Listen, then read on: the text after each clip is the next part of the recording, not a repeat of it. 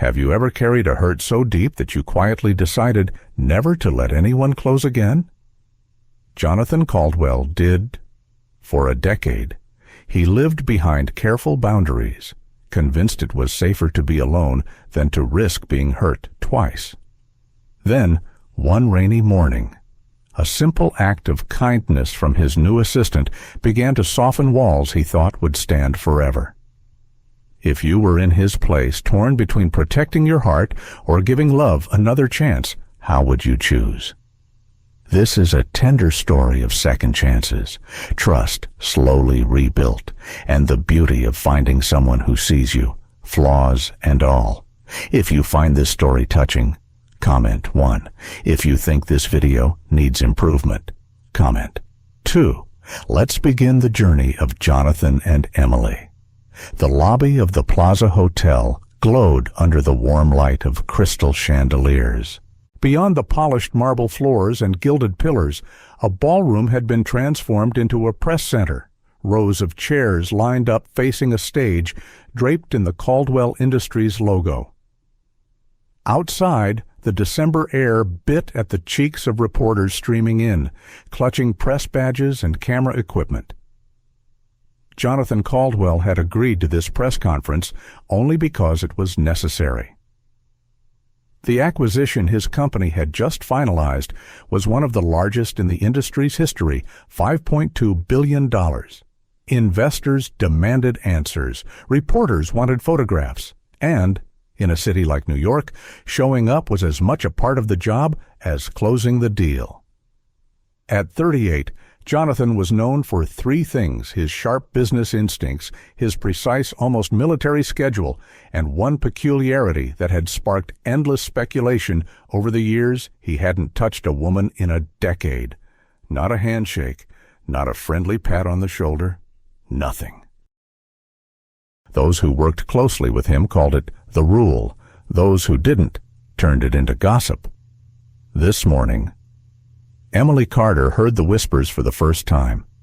She'd been in her new role as his assistant for less than a week, barely enough time to learn the coffee preferences of the executives, let alone the personal boundaries of the man she now worked for. She had arrived early to help the communications team set up. Her long brown hair pulled into a neat ponytail, the sleeves of her navy blouse rolled to her elbows.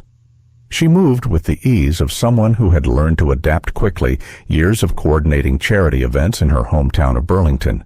Vermont had taught her that much, but the plaza was no church basement fundraiser. The energy here was sharper, the pace faster. Linda Park, the head of communications, was adjusting the seating chart when she spotted Emily. "You might want to stay clear of the stage until Jonathan's ready," she said in a half-whisper. Emily smiled politely. Noted. But the warning didn't make much sense until it happened. One of the sound technicians hurried toward Linda, looking flustered. The clip on Mr. Caldwell's mic just broke. He muttered, "We'll have to attach it directly to his shirt collar," and he trailed off, glancing toward the tall figure by the side of the stage. Jonathan stood there in his tailored charcoal suit, reviewing note cards, the morning light from the tall windows catching in his steel blue eyes. He was the picture of composure, the kind of man who looked like he'd been born wearing cufflinks. "No one's going to do it?" Emily asked, looking between them. The technician shifted uncomfortably. "We can't exactly." "I'll handle it," Emily said before she could think twice. She crossed the few steps to Jonathan, aware of the weight of a dozen curious eyes on her. "Mr. Caldwell," she began, keeping her tone calm. "Your mic clip broke. I just need to fasten this to your collar." He glanced at the small device in her hand, then at her face. There was a flicker of hesitation in his gaze, as if weighing the risk of letting her near, but he didn't speak. Emily stepped closer, careful and quick, sliding the microphone over the crisp white collar of his shirt. Her fingertips brushed the skin just below his jaw, warm, steady, unremarkable in the way any human touch should be. But the reaction was anything but ordinary. Jonathan's shoulders stiffened, his eyes darkened, and in a low voice, almost too quiet for anyone else to hear, he said, "Don't ever touch me again." The words were not loud, but they carried the chill of a slammed door. Emily froze, the small clip still between her fingers.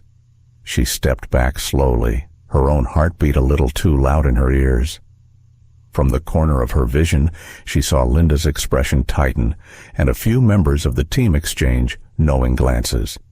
The air seemed to shift, the kind of awkward silence that settled when something personal had just been exposed in public. Jonathan adjusted his tie, smoothed the front of his jacket, and walked toward the podium without another word. Emily stood there for a moment, the tiny microphone case in her hand, wondering what on earth she'd done wrong. She wasn't the type to fluster easily. Years of working with difficult personalities had taught her how to let sharp comments roll off her back, but this felt different. It wasn't annoyance she'd seen in his eyes. It was something else, something closer to fear. And fear, she knew, always had a story behind it. The press conference began, the clicking of camera shutters filling the room as Jonathan spoke with his usual measured confidence, but Emily barely heard the words. She was too aware of the way he avoided even glancing in her direction, as if a single look might undo the distance he had just so clearly drawn.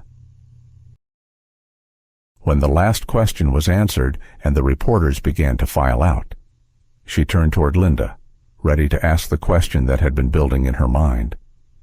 But before she could speak, Linda gave a small shake of her head, her voice quiet but firm. "Not here. Not now." Emily closed her mouth. Whatever the story was, it could wait. For now. Still, as she packed away her notes and gathered the stray water bottles from the side table, she couldn't stop replaying the moment in her head, the way he had looked at her, the sudden shift in the air between them. It was as if that brief touch had been far more than just an accident. And though she didn't know it yet, it was the first crack in a wall Jonathan Caldwell had spent 10 years building, one Emily was about to find herself standing on the other side of. The next morning, the glass facade of Caldwell Industries caught the early light, throwing it across the busy street like a sheet of gold. Inside, the lobby hummed with quiet efficiency, security scanning badges, the soft whir of elevators, the occasional echo of heels on marble. Emily stepped through the revolving doors, clutching her coffee in one hand and a folder of schedules in the other. Her mind, however, was still circling back to yesterday morning at the plaza. That brief moment, his voice low, the words sharp, the way the air seemed to change had lodged itself in her thoughts overnight. She'd lain awake in her small apartment in the Upper West Side, telling herself not to overthink it. People had their quirks. But quirks didn't come wrapped in the kind of look Jonathan Caldwell had given her. As she crossed the open-plan floor toward her new desk, she caught the flicker of glances, not hostile, but watchful. It didn't take long before Linda Park appeared at her side, carrying a stack of press clippings. "You survived your first event," Linda said, her tone casual, but her eyes searching. Emily set down her coffee. "That makes it sound like I wasn't supposed to." Linda hesitated, then leaned in just enough so her voice wouldn't carry. "People talk here. They always have. And most of what they say about Jonathan isn't worth repeating. Except for one thing." Emily kept her expression neutral. "And that is, he doesn't let women touch him. Not even by accident. Hasn't for 10 years. Emily almost smiled. "That sounds exaggerated." Linda's brows rose. "You think yesterday was normal?" Emily thought of the way his shoulders had locked, the slight tremor in his jaw. "I think I don't know the whole story." Linda gave a small shrug, as if to say you won't, and moved on toward her office. The morning unfolded in the usual blur emails, meeting reminders, arranging travel. Jonathan's instructions came through precisely worded messages, each signed off with nothing more than J.C. He passed her desk once, speaking only to ask for a report on the West Coast merger. His eyes didn't linger. And yet, she noticed, his pace slowed ever so slightly as he walked away. Around noon, she headed down to the cafe on the ground floor. The line was long, filled with employees escaping their screens for a moment of caffeine and quiet. Behind her, two analysts from the finance department chatted in hushed tones. "I heard she didn't know," one said. "How could she? HR never tells the new ones." Emily pretended not to hear, but the words slipped under her skin. Whatever this rule was, it wasn't just an office quirk, it was something people tiptoed around, something unspoken yet understood by everyone but her. When she returned upstairs, a delivery cart blocked part of the hallway. She stepped aside, only to find Jonathan approaching from the other end. The space between them narrowed until the delivery cart forced them within arm's reach. For the briefest moment, his gaze locked on hers, steady, unreadable. And then, just as quickly, he stepped back, allowing her to pass first. "Thank you," she murmured. He gave no reply. Back at her desk, she told herself to let it go. She was here to do a job, not to unravel the mysteries of her boss's personal life. But the truth was, she'd always been the kind of person who noticed the little things, the way someone's tone shifted mid-sentence, the pause before an answer, the stories hiding in silences. And in Jonathan Caldwell's silences, there was a whole history. By the end of the day, she had memorized the layout of the 42nd floor, learned the preferred coffee orders of 3 senior executives, and scheduled a week's worth of meetings. She also knew, without a shadow of a doubt, that every single person who worked here had adapted to the rule. They kept their distance. They avoided casual contact. They treated proximity as something earned, not assumed. She was the only one who had broken it, and not just broken it, but done so in front of an audience. As she shut down her computer, she glanced toward Jonathan's office. The glass walls reflected the sunset over Manhattan, but she could still see him inside, standing at his desk. One hand braced against the polished wood, the other holding a pen he wasn't using. His gaze was fixed on something far away, somewhere she couldn't follow. For a fleeting second, he looked tired.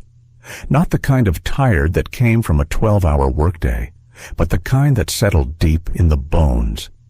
She picked up her bag, hesitated, then walked toward the elevator. The questions could wait. The curiosity could wait. But the feeling, the pull of wanting to understand, wasn't going anywhere. By late afternoon, the tempo inside Caldwell Industries had shifted. The constant ping of emails and the clipped pace of hurried footsteps had given way to the softer sounds of drawers closing and muted conversations about dinner plans. Emily stacked a folder of contracts against her hip, their crisp edges pressing through her blouse. She had been assigned to deliver them to the 39th floor, simple enough, though her mind was still circling that moment in the hallway earlier when Jonathan's gaze had flicked over her. Cool, but unreadable. She stepped into the elevator, pressing the button for her floor. The polished steel doors slid together with a quiet sigh. A voice called, "Hold, please," just before they closed completely. A hand appeared, stopping them mid-track. Jonathan stepped in. His suit jacket was unbuttoned, revealing the neat line of his tie, and the subtle looseness at his collar, a small concession to a long day. He stood opposite her, pressing 39. 39, she asked, just to confirm. A single nod. The hum of the elevator filled the silence. Emily shifted the folder in her arms, resisting the urge to fill the quiet with chatter. They were moving steadily upward when, without warning, the elevator shuddered. It was the kind of jolt that sends a ripple through the body before the mind catches up. The lights flickered twice, then dimmed. Emily's pulse picked up. That didn't feel normal. Jonathan's jaw tightened, his voice calm but clipped. Mechanical issue. It happens. He slipped a phone from his jacket, glanced at the screen. No signal. The air felt different in the pause that followed. The faint scent of cedar and coffee from his suit mixed with the sterile tang of elevator metal. Emily leaned lightly against the wall, searching for a neutral topic. "Have you been stuck in one before?" she asked. "Yes." His answer was immediate, without elaboration. "I've been stuck twice," she offered. "Once in my college dorm, took an hour to get out. Once in the Burlington Library, smelled like old books and burnt coffee. Not the worst place to wait, if you're a reader." For just a heartbeat, the corner of his mouth softened. Not a smile exactly, but something close. Then the elevator lurched again. Emily's balance tipped forward, and instinct took over. Her free hand shot out, finding the solid line of his forearm.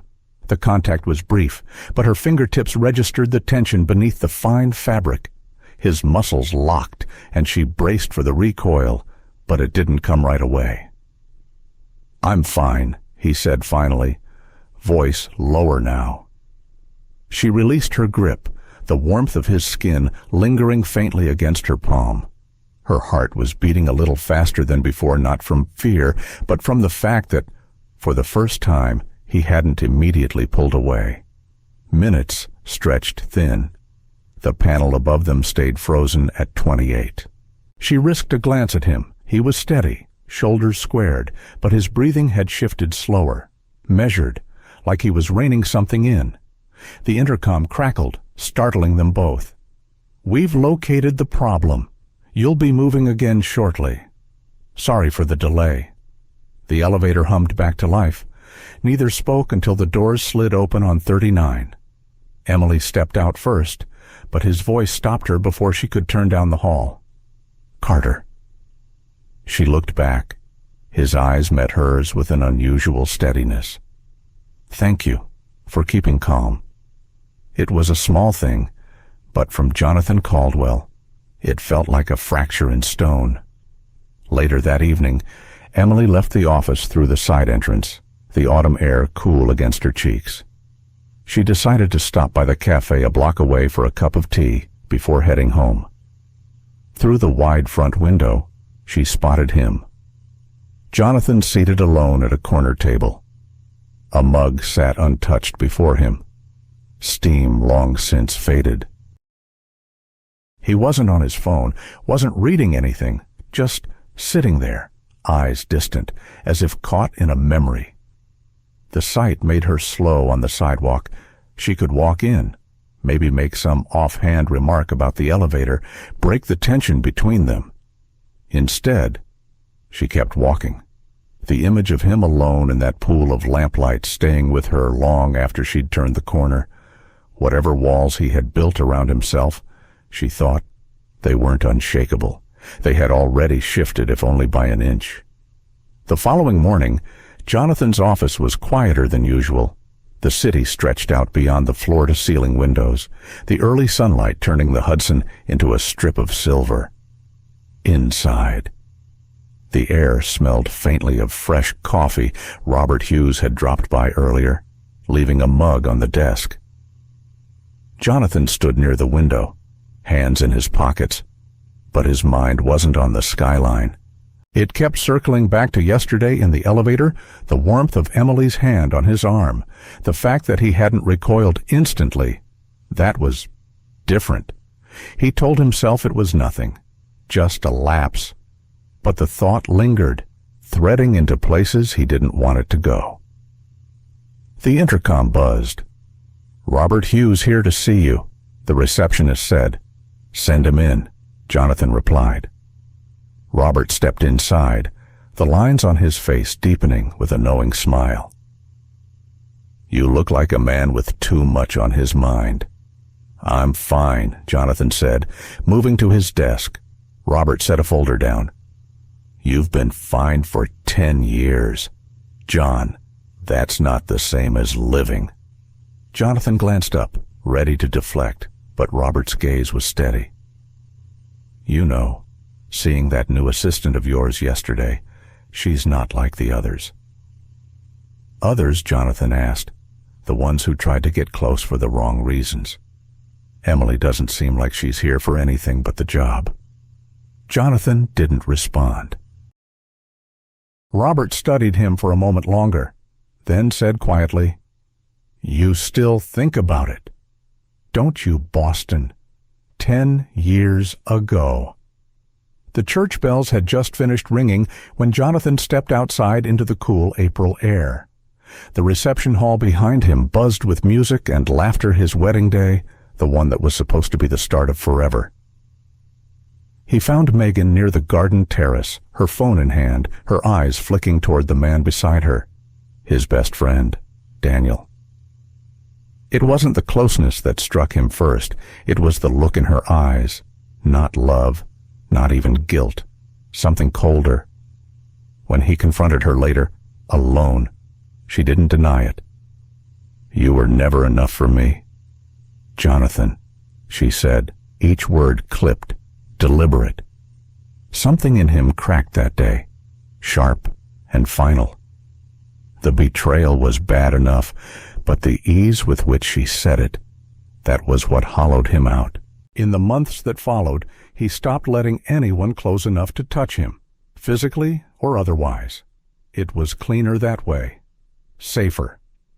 A knock pulled him back to the present. Emily stood in the doorway, a tablet in hand. You asked for the quarterly numbers, she said. He gestured for her to come in. She crossed the room, her steps even, her posture professional. Yet there was a light in her eyes that reminded him of something he hadn't felt in a long time. Someone looking at him without calculation. Here, she said, handing him the tablet. Their fingers didn't touch, but the nearness was enough to stir that flicker of unease again. He scanned the figures, nodding. Accurate. Thank you. She hesitated before leaving. If you have a moment later, I'd like to go over the press schedule for next week. Later, he said, more abruptly than intended. She gave a small nod and left. Jonathan set the tablet down and leaned back in his chair. Through the glass wall of his office, he could see her at her desk, talking with Linda.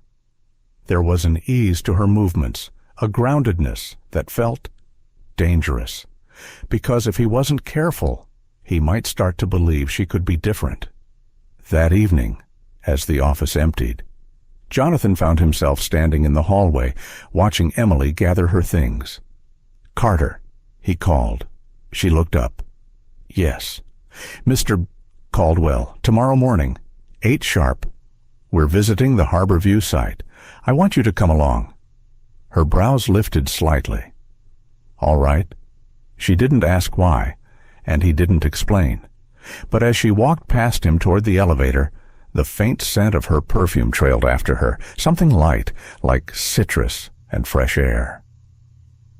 Jonathan stayed there a moment longer, wondering if he'd just made a decision he couldn't take back. The morning at Harborview carried a mix of scent salt from the nearby bay, diesel from the work trucks, and the faint tang of freshly cut timber. The old shipping yard, once bustling with cargo ships, now stood in transition.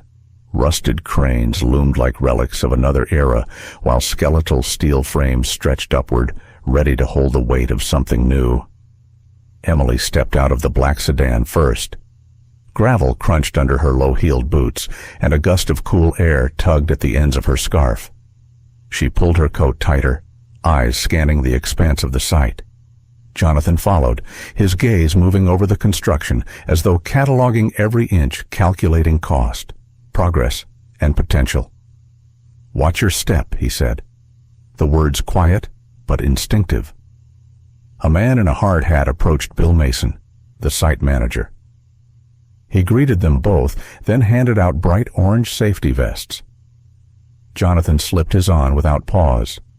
Emily hesitated at the stubborn zipper until she managed to secure it, giving herself a quiet nod of triumph. "This way," Bill said, leading them toward a newly erected building frame. The air was filled with the metallic clink of tools, the distant hum of a generator, and the occasional murmur of workers calling to one another. They climbed a temporary staircase to a viewing platform. From here, the river spread out below, its surface rippling with sunlight. Across the water, the city skyline stood clear against the pale sky.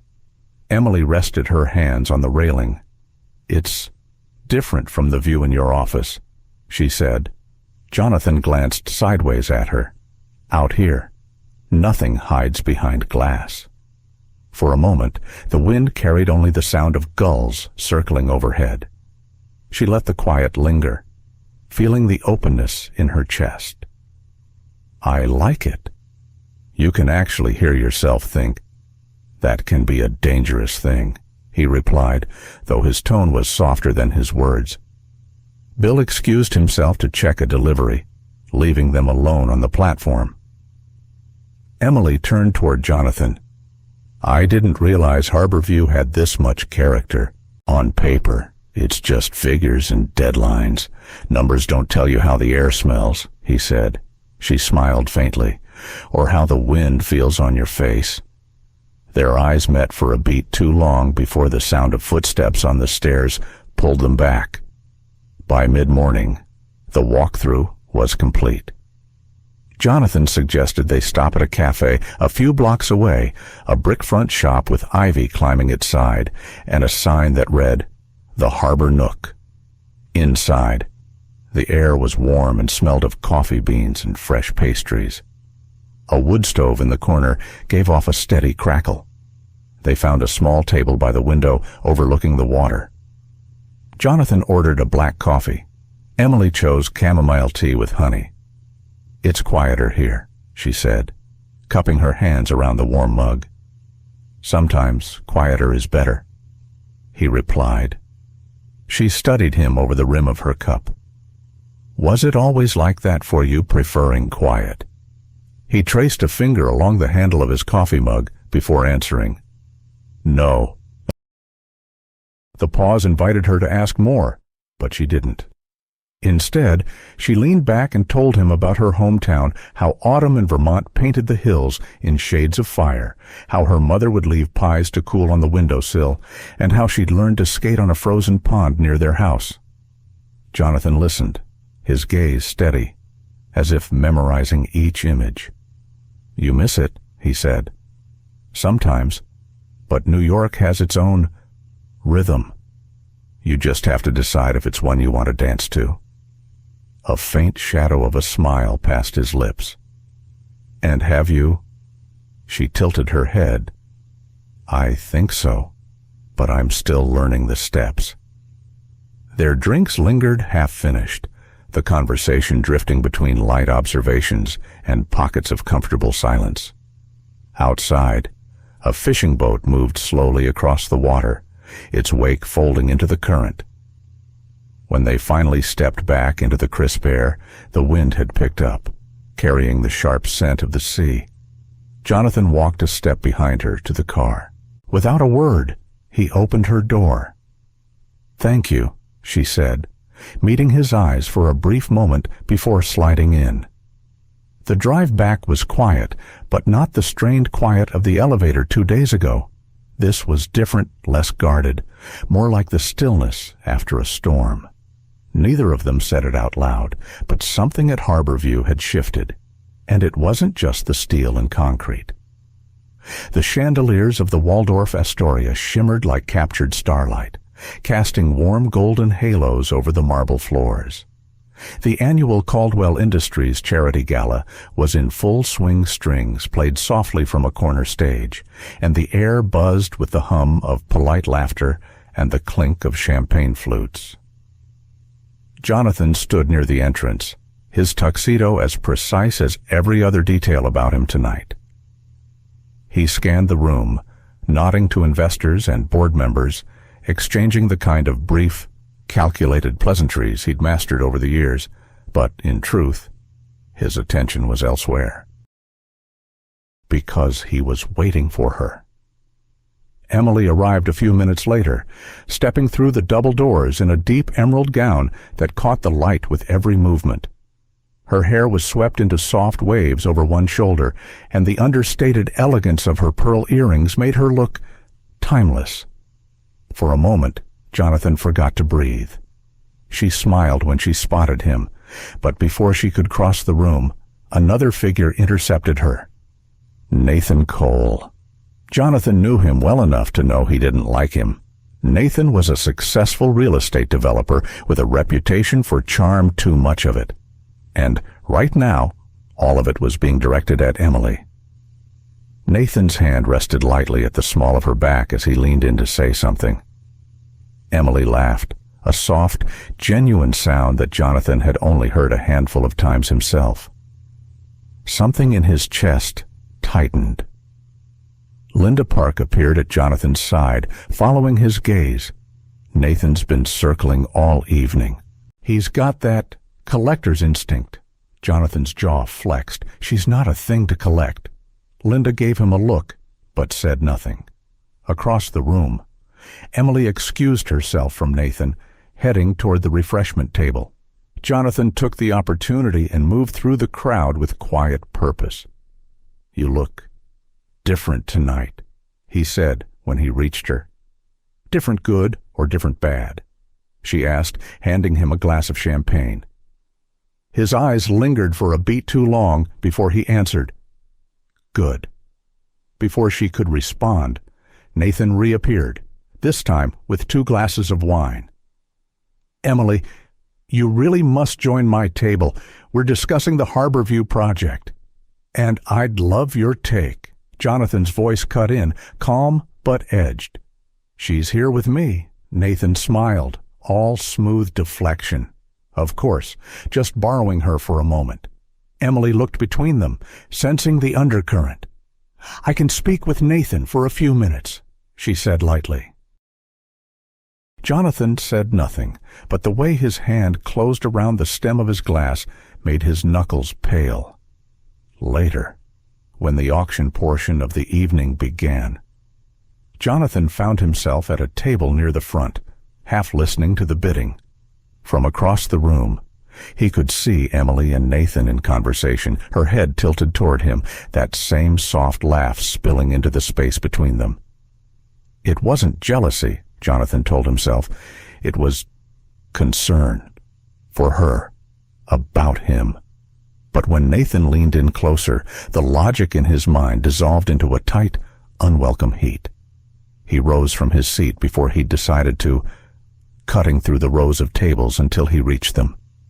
"Emily, I need a word," he said, his voice lower than the music but firm enough to leave no room for refusal. Her brows lifted in mild surprise. Now. She excused herself from Nathan, following Jonathan toward the side corridor leading to the quieter foyer. "What was that about?" she asked once they were alone. His hands were in his pockets, but his voice carried an edge. "Nathan Cole isn't the kind of man you want to get comfortable with." Her gaze narrowed. "Is this about him, or is it about you?" He met her eyes and found no judgment there, just the steady, unflinching calm that made her so different from anyone else in his life. "Maybe both," he admitted. For a moment, neither spoke. The muffled sounds of the gala drifted through the closed doors. Emily finally broke the silence. "Jonathan, I'm here to work, but that doesn't mean I can't talk to people, even people you don't like." His jaw tightened. "I know. He exhaled, the words slipping out quieter than he intended. "I don't like watching someone else get your attention." Her expression softened, but before she could respond, a staff member appeared at the doorway to tell Jonathan he was needed for the next segment of the evening. As they walked back into the glittering light of the ballroom, the tension between them hadn't broken, It had simply shifted, becoming something neither of them was ready to name. The night air outside the Waldorf Astoria felt sharper than it had when they arrived. The lingering hum of the ballroom was replaced by the muffled sounds of the city car horns from a block away, the low thrum of traffic on Park Avenue, and the faint chatter of guests lingering under the marquee. Emily stepped out beneath the golden light spilling from the entrance, pulling her shawl tighter against the cool air. She paused at the top of the steps, scanning the valet line. Jonathan was already there, speaking in low tones to an attendant.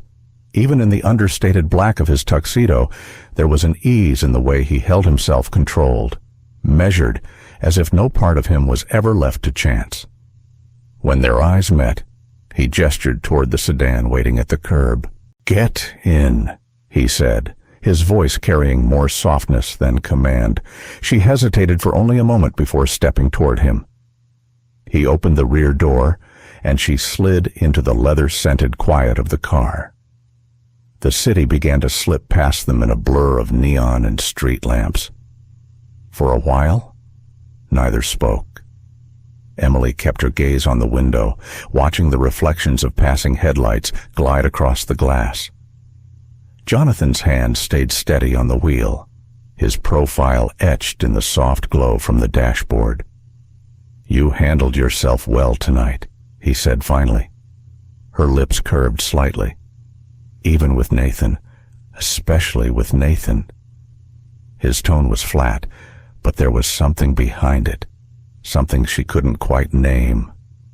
Emily gave a small, knowing smile. "I wasn't trying to win anyone over. I was making conversation." Jonathan's grip on the wheel eased, though his eyes stayed on the road. "It's not you I don't trust." She tilted her head toward him. Then he was quiet for a moment, as if weighing how much to give away. Men like him, they treat charm like currency, and they spend it carelessly without thinking about the cost to other people. The truth in his tone made her pause. "That sounds like experience talking." His eyes flicked to hers for a second before returning to the road. "It is." They stopped at a red light. The glow washed over his face, softening the edges. Outside, a taxi crawled past, music leaking from its half-open window. Somewhere farther away, a siren wailed, then faded.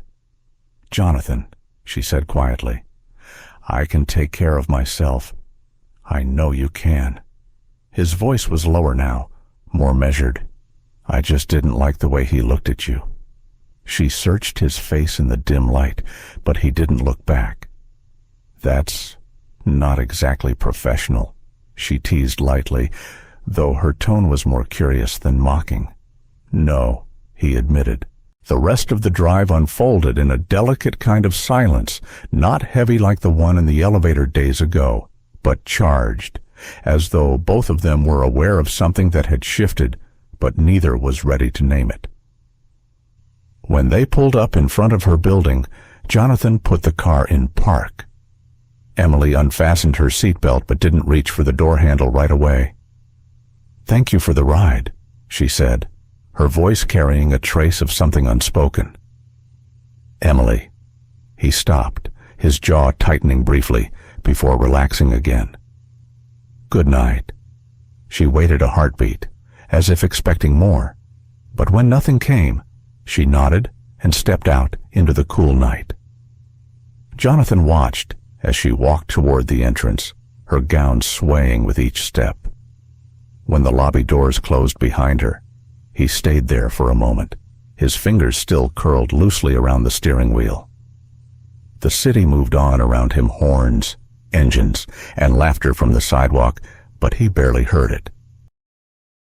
Somewhere between the glare of the chandeliers and the quiet of this street, something in him had shifted again, and for the first time in years, he wasn't sure if he wanted to shift back.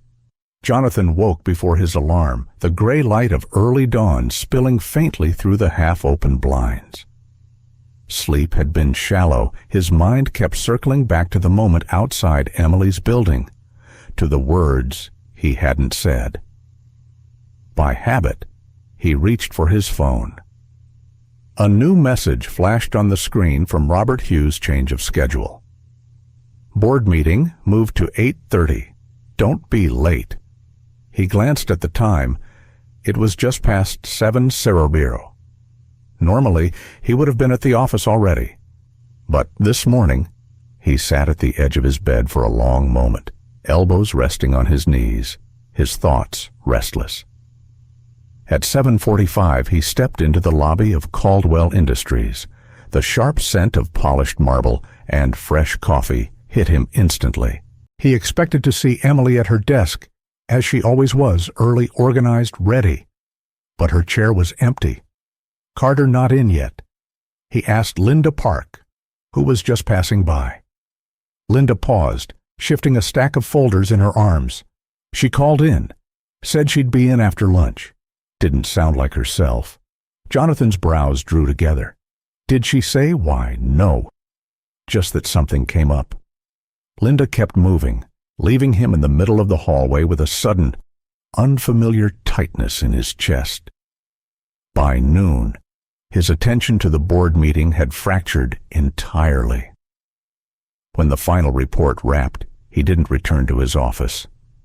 Instead, he left the building, walking the 2 blocks to a small bakery Emily had once mentioned liking. The air inside smelled of cinnamon and fresh bread. He spotted her almost immediately sitting at a corner table, a paper cup between her hands. Her gaze fixed on something outside the window. She didn't notice him at first. "Playing hooky," he said lightly as he approached. She looked up, startled. Then she smiled faintly, though it didn't quite reach her eyes. Not exactly. He nodded toward the empty chair across from her. "May I?"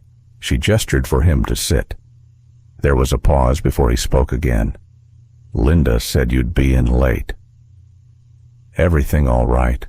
Emily traced the rim of her cup with her thumb. "Just needed some space this morning." From work. Her gaze lifted to his, steady but unreadable. From certain things at work. Jonathan leaned back slightly, reading between the lines. "Because of Nathan." Her lips quirked, but there was no amusement in it. "Because of the way you acted around Nathan." He didn't deny it. "I overstepped. You were protective," she said carefully. "And I'm not sure if that's coming from you as my boss, or from you as—" She stopped herself, shaking her head. "Never mind." As what he pressed. She met his eyes again. "As someone who sees me as more than an assistant." The space between them seemed to shrink, though neither moved. Outside, a light rain began to fall, tapping against the bakery windows. Emily glanced at it before speaking again. "Jonathan, I like working with you, but I need to know where the lines are. And if you don't know either, that's going to be a problem." Her words were soft, but they landed with precision. Jonathan exhaled slowly. "You're right. I haven't been clear." "Then be clear," she said. He didn't answer immediately. Instead, he looked at her the way a man might study a horizon he wasn't sure he was ready to cross. "I don't want there to be a line," he said finally. Something flickered in her expression, part surprise, part something else. "Then you have to decide what that means." The rain outside thickened, blurring the world beyond the glass. For a moment, it felt like the two of them were in a pocket of time, suspended between choices. Jonathan leaned forward slightly. "If I decide I don't want to go back." "Then don't," she said simply. It was the kind of exchange that left more unsaid than spoken, but as they sat there, the air between them felt changed. By the time they returned to the office, the rain had stopped, leaving the streets glistening under a break in the clouds. Emily walked ahead toward her desk, and Jonathan followed at a measured distance. He didn't need to speak. The decision, though unspoken, had already begun to take root. The storm rolled in faster than the forecast had promised. By the time Jonathan left the office, the streets were slick with rain, neon signs shimmering in distorted pools on the pavement. He hadn't planned to see Emily tonight. In fact, after their conversation at the bakery, he'd told himself to keep a respectful distance to give her the space she'd silently asked for. But as he reached for his coat, he noticed the faint glow from her office. She was still here. Jonathan paused in the doorway, watching her through the glass. She was bent over her desk, the lamplight casting a warm halo over her hair. A stack of reports lay open beside her, but her gaze was somewhere else, entirely fixed on the rain beyond the window. "Working late?" he asked, stepping inside. She looked up, startled, then smiled faintly. "Just trying to finish this before the weekend, and maybe waiting for the rain to ease up." He glanced outside. "Doesn't look like it will anytime soon." She closed the folder, sitting back. "Then I guess I'm stuck." Something in him softened. "Not if you let me drive you home." They left the building together, the lobby lights spilling onto the wet sidewalk. Jonathan held the door of the car for her, the scent of rain already clinging to her coat. Inside, the windows fogged slightly as they pulled into the slow-moving traffic. For the first few blocks, they spoke about ordinary things: the stubborn leak in the 12th floor conference room, the new coffee vendor in the lobby. But when the traffic light turned red near Central Park, Jonathan glanced over and found her watching him. "What?" he asked. "You're different tonight," she said. Quieter. He considered that. Maybe I'm just listening more. To what her gaze didn't waver. To yourself. The light turned green, but the words stayed with him as they drove on. When they reached her street, the rain had thickened into a steady curtain. Jonathan pulled up to the curb, but didn't unlock the doors immediately. "Thank you," she said, her voice low in the hush of the storm. "Emily." He hesitated, gripping the wheel as if it might anchor him. "I meant what I said at the bakery, about not wanting a line between us." She searched his face, the rain drumming softly against the roof. "Then you have to stop pretending one is still there." It was such a simple sentence, but it landed with the weight of something irrevocable. Before he could second-guess himself, Jonathan reached for her hand. Not quickly, not cautiously, just enough for their fingers to find each other in the dim light. She didn't pull away. For a moment, the sound of the rain was the only thing between them. Then she leaned closer, her voice barely above a whisper. "Come upstairs." Jonathan didn't move right away. His mind was a quiet storm, memories of betrayal pressing against the present moment, the instinct to retreat clashing with the pull of something he no longer wanted to fight. "I'm not good at this," he admitted. "Neither am I," she said, "but maybe we don't have to be." Something in him gave way then, not with a crash, but with the quiet finality of a door unlocking. He nodded once. When they stepped out into the rain, it was cold and insistent, soaking through the fabric of their coats. She led the way to the building, glancing back only once to be sure he was following, and he was though he had no idea where this night would take them. The rain hadn't let up by the time they reached Emily's apartment. The sound followed them inside, a steady rhythm against the windows. She took his coat and hung it on the rack by the door, the small gesture somehow grounding them both. Jonathan stood in the entryway for a moment, his hands in his pockets, scanning the quiet space. It was warm, lived in soft lighting, a knitted throw over the couch, a small vase of tulips on the kitchen counter. It felt nothing like the sleek, calculated world he'd built for himself. "Tea?" she asked, moving toward the kitchen. He nodded, following her at a slower pace. She set water to boil, the click of the stove filling the silence between them. "Jonathan," she said finally, without turning around, "if you came up here tonight just to back away again tomorrow, you should tell me now." He exhaled, the truth pressing hard against his ribs. "That's not why I'm here." She faced him then, leaning against the counter. Then, why he stepped closer, the air between them carrying the faint scent of chamomile from the tea tin she'd opened. "Because for 10 years I told myself I didn't need anyone, that I was fine alone. And then you walked in and I wasn't fine anymore." Her eyes softened, but she didn't move toward him. "That's not a reason to be with someone. Jonathan, you can't just need me to fill a space." "I don't," he said. "I want you because you make me different, not softer, not weaker, just more me." The kettle began to whistle, sharp against the quiet. She turned away to pour the water, her hands steady even as her mind raced. They sat on the couch, mugs warming their palms. Outside, the storm rumbled, a low and distant echo. Jonathan stared into his tea for a long moment before speaking again. "I told you once that I don't trust easily." "I never told you why." Emily didn't rush him. He told her about Megan, about Daniel, about the words that had burned into him and shaped every wall he'd built since. "You were never enough," he repeated softly, as if saying them again might strip them of their power. Emily set her mug down, leaning forward. "Jonathan," that was her truth, not the truth. "You've been living as if those words were a fact, but they were just cruelty."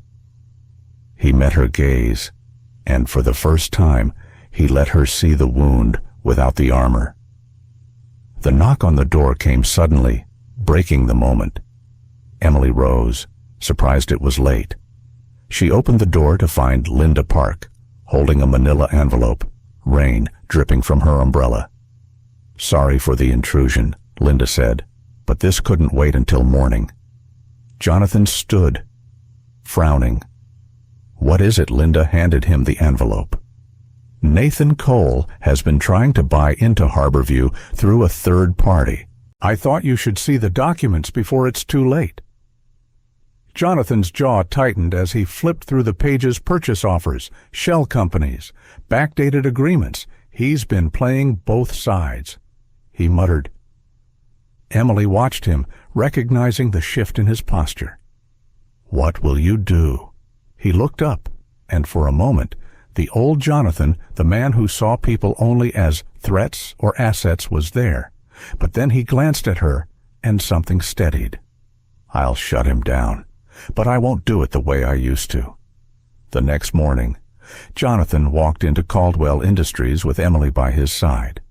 Robert was waiting in his office, already aware of the situation. "I can bury him in litigation," Robert said. "He'll fold." Jonathan shook his head. "No, we'll call him in, lay out what we know, and give him one option: walk away clean. If he refuses, then we let the law handle it. No backroom deals. No mud." Robert raised an eyebrow, but didn't argue.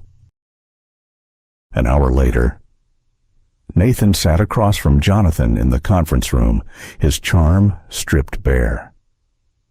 Jonathan laid the documents on the table, speaking in a voice so calm it cut deeper than anger. "You have until end of day to withdraw all offers and walk away. If you don't, the city will see exactly what you've been doing." Nathan tried to smile. "And if I do, you'll forget this ever happened." "I'll forget you," Jonathan said simply. Nathan left without shaking his hand. When the door closed, Jonathan turned to Emily. "It's done." She nodded, her expression unreadable. "And what about us?" The question hung in the air, heavier than the storm the night before. Jonathan stepped closer. "Emily, I can't promise I won't mess this up sometimes, but I can promise I won't run anymore. Not from you, not from what this is. For a moment, she said nothing. Then she reached for his hand the same way she had in the elevator all those weeks ago. The touch that had started everything. Then we're even, she said softly, because I'm not running either. Months later, Harborview opened its first completed building. The air at the ribbon cutting was crisp with the first hints of spring. Jonathan stood with Emily at his side as the press snapped photos. Robert gave a brief speech. Linda fielded questions. And, for once, Jonathan didn't mind the attention. When the ceremony ended, they walked to the waterfront, away from the crowd. The water was calm, the sky pale and wide above them. "You know," Emily said, "if someone told me last year I'd be here with you, I wouldn't have believed them." He glanced at her. "If someone told me I'd let anyone this close again, I wouldn't have believed them either." They stood in comfortable silence for a while, the gulls calling overhead. Finally, Jonathan spoke. "You were right, Emily. Those words, 'you were never enough,' they weren't the truth. This feels like the truth." She smiled, sliding her hand into his. "And what is the truth, Jonathan?" "That I was just waiting for the right person to prove me wrong." They stayed there until the wind picked up, carrying the scent of salt and the promise of summer. Whatever storms had come before, they were gone now, leaving only what remained, something steady, something real, something worth keeping.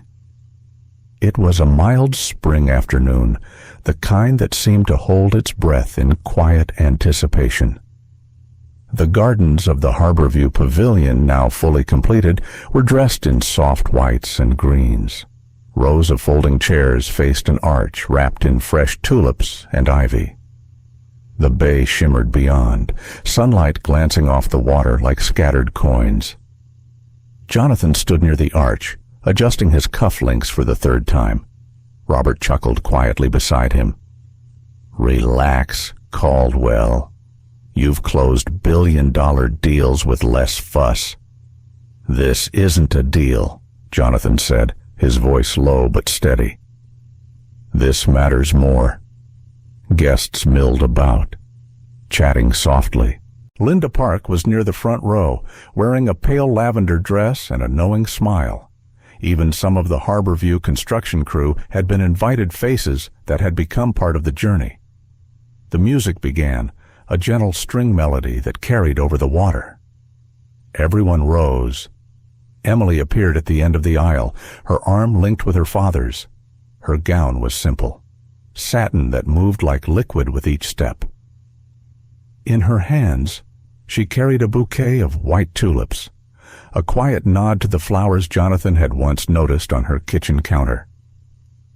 Jonathan felt the air shift as she walked toward him. The noise of the crowd blurred. There was only her. When she reached him, her father kissed her cheek and placed her hand into Jonathan's. Their fingers fit together with the easy certainty of something long decided. The officiant spoke of commitment, trust, and the kind of love that grows through choice as much as through chance. Then it was time for their vows. Jonathan went first. He didn't look at his notes. "Emily, before you, I lived in walls I'd built myself. They kept me safe, but they also kept me from living. You didn't try to tear them down. You just stood at the gate until I opened it.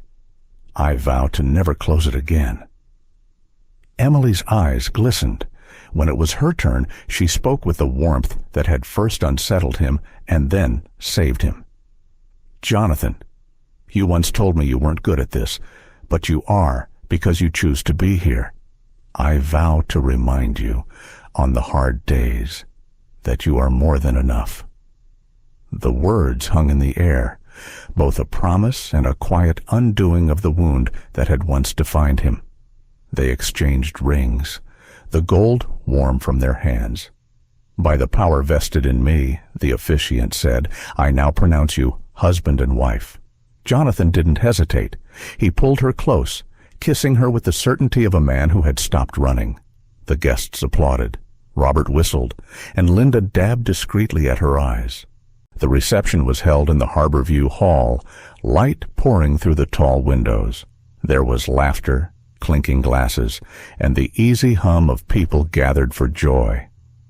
Robert gave a toast that started with a joke about Jonathan's legendary patience and ended with, "Emily, thank you for proving us all wrong about him." Later, Jonathan and Emily stepped outside for a moment alone. The sun was dipping low, turning the bay to molten gold. "You know," Emily said, "I think Harborview was always going to be more than just a project." Jonathan smiled.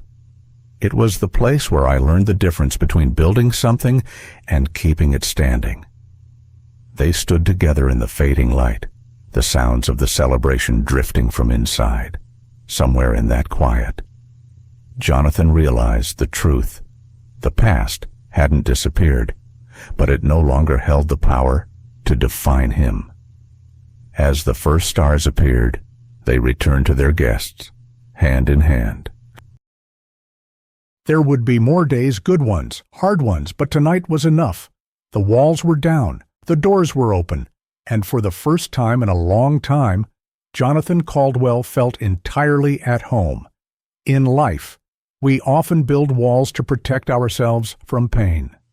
Sometimes, those walls stand for years, keeping out not only hurt, but also the very connections that could heal us. Jonathan's journey reminds us that trust, once broken, can be rebuilt not overnight, but through patience, honesty, and the courage to stay when it's easier to walk away. Emily didn't try to fix him. Instead, she showed up with steady kindness, letting him decide when to open the door. For those of us who have known loss or betrayal, this story is a gentle reminder the past shapes us, but it doesn't have to define us. Letting someone in is a risk, but it's also the path to deeper joy. Relationships worth keeping are not built on perfection, but on the choice to face each other on the good days and the hard ones and keep building together. No matter our age, it's never too late to let go of the old fears, to step out from behind the walls, and to choose love that feels steady, honest, and real. Sometimes, healing begins not with grand gestures, but with the quiet decision to stop running. Thank you for spending your time with us and joining this journey. If this story touched your heart or gave you something to think about, we'd be so grateful if you could give it a like, share it with someone you care about, and subscribe to our channel. Your support helps us bring more heartfelt stories to life and keeps this community growing. Let's keep inspiring each other one story at a time.